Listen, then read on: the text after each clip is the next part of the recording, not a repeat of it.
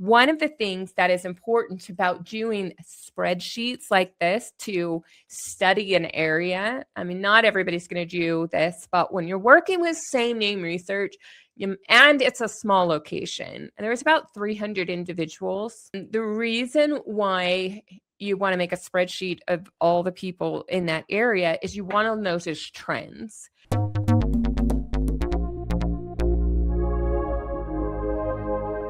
Howdy, welcome to Family History Fanatics. If you're new here, my name is Devin Noel Lee, and I love helping people find meaning and connection through their family trees.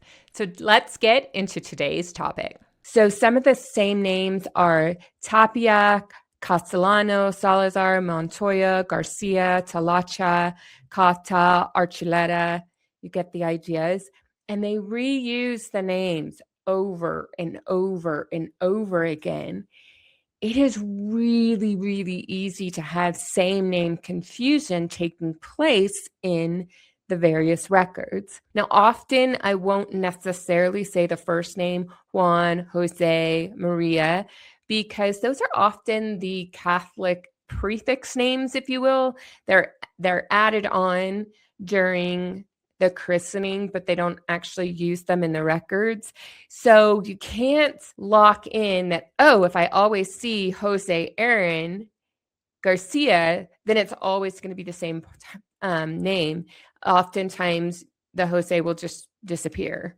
Again, with this Juan Domingo, it just might show up as Domingo or Juan D or J Domingo. It gets really to be very confusing, which is normal for the research that we're doing. I have this master list in Google Docs, spreadsheets. Gotta love these spreadsheets. Oh my gracious heavens. Let's go ahead and sort to the name that we're going to focus on, Montoya. And we're going to focus on Maria. But it could be, she could appear under Maria here, Maria Antonio. I actually cleaned up a number of these names so they could be more standard. But look, there could be Pascuela, Pascuelita, and they could actually be the same person. Sacero, Socorro, probably the same thing. All right, I see two possible candidates for Maria Antonio Montoya. And notice when I filter down, I can filter to entries I've already found, 1886, 1887. Well, now I'm working on going through 1885, and I came to Jose Antonio Montoya, Maria Jesus Martin, and Manuel Montoya. Maria is Jose Antonio's mother. The other thing I did is made sure I got the line numbers from the records so that I could go back and find people very easily.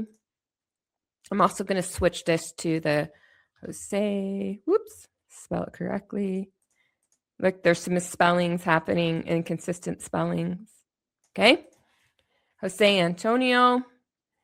And I'm looking on line 52. And what I'm trying to do is figure out, all right, I know I figured out in 1886, 1887, 1889, 1890, the clusters of Antonio. So I have this K8, K6, I have this GZVX. And when I look at the pairings, I'm able to figure out the family. So I'm going to save these two quick on a notepad note just for funsies, so we can see the different clusters without overly filtering these names. I have Jose Antonio with Maria Pascualita. That is the mother. Look, we have Ventura, Maria. I'm pretty sure that's not a U. I think that's an N, but I could be wrong. He is a son in this household. So anytime I see this K8, K6, I'm likely going to see these relatives. Yep, this is another spelling. As I said, I thought that other C name was misspelled. Candelaria Cata. So once again, Venturo Candelaria Cata. Right? That wasn't the one I started with. This is, he's still with his father. Another with the father. Another with the father. He's now 18, so it's entirely possible he could leave. Now I have a Cruzita Montoya. I think what I was trying to do was haven't really figured out, that's why these are purple. Haven't figured out the relations, but my guess is Jose Antonio got married to a Cruzita, and in this record, they did not maintain the maiden name, which makes it kind of frustrating. And then we've got one more, the Cruzita, Manuelita, Romanita, so forth. So it's a really great way to track people over time that way. So that's not the one that I was looking for. We'll do another sort. And we have this one. Jose is with Jesuita and Antonio. So that is, he's a spouse and he has a child in this one in 1880.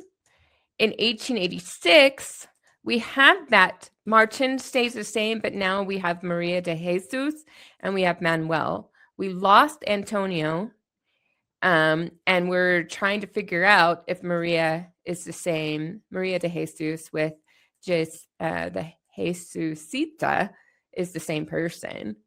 One of the things I did in order to compare is I put all of the entries I found in a spreadsheet by itself because I haven't been able to do multiple name filters in Google Sheets. So I just copied the family cluster. So in 1880, he's with the Jesusita, like I said before. And then we have the Maria Jesusa. So she finally settled on a name, it seems. We've got Antonio in one census. We've got Manuel. And so what you do is you leverage this spreadsheet to start going to other census records to see, here's the family, because we're going to be depending on the family, the rough birth years, and the location. These were all in San Juan Pueblo. One of the things that I have come to learn about the Pueblo population in New Mexico is they didn't really branch out too much. They may go a little bit of a distance, but they're not going to go a lot of distance consistently because we've got the Jose and Anto, which is abbreviated for Antonio. We've got the similar variation, and we also had the son. And then if we look at the spreadsheet for 1885, let's look at that really quickly. They're going to match. Let me go ahead and move them over here so we can see whether they line up a little. There's 3 lines. I'm going to go ahead and add it in. This is my focus, folks. And look at that. So 1854, 1858, 1856, 1858, 1856. So they're clustering around with this really odd outlier on this one federal census record. But then we go ahead and we look at the wife, 1858, 1857, 1863, 1862, 1862, 1858, 1866. So her ages are changing inconsistently, but the name variation and her husband and son are roughly around the same ages that you expect over time. And that leads me to believe that this is the same family. They just can't really agree on how old they are when they come and get enumerated each year. Same with the son, 810 here. He didn't age at all. He de-aged to 8. Oh, finally, he aged to age 13, but he should have been 19 by now. Then 15, 14, 17. Now, some people may say, no, they're having multiple children with the same name, Manuel. Before we continue, if I've given you value, please click the like button, share this video, and leave a comment. These actions tell you that Family History Fanatics offers great value and other people need to come and check it out. One of the things that is important about doing spreadsheets like this to study an area, I mean, not everybody's going to do this, but when you're working with same name research, and it's a small location, and there's about 300 individuals, that's relatively small habitation or populace for a location. The reason why you want to make a spreadsheet of all the people in that area is you want to notice trends. You want to see how much variance is their names from year to year, how much variation is their age from year to year, because these people didn't really have records like ID cards and birth certificates to say this is my age, and there was no penalty for getting it wrong. So I think it is safe to conclude and be open to correction that the name variation and the age variation can change wildly from year to year. And so that's why we always tell people to do a wide range search when you're looking for names. But these weren't searchable records. Like the index is poorly done. So by making a spreadsheet of same name individuals in one location, once you start seeing those family structures over and over and over again, you can confidently infer that you have found your family. Okay, so that's a great structure. I hope if you're doing fan club research, I hope if you're doing common name research, that you'll look into something like this spreadsheet and just go year by year by year of the census, go through the census of the town and start understanding the patterns that are taking place. What do you think of these recommendations? Was it helpful or do you still have questions? Whatever your answer, do me a favor, leave a comment. Your feedback is important to not only keep Family History Fanatics on YouTube, but let me know what videos to make next. Now back to the learning with the next valuable genealogy research tip right up there.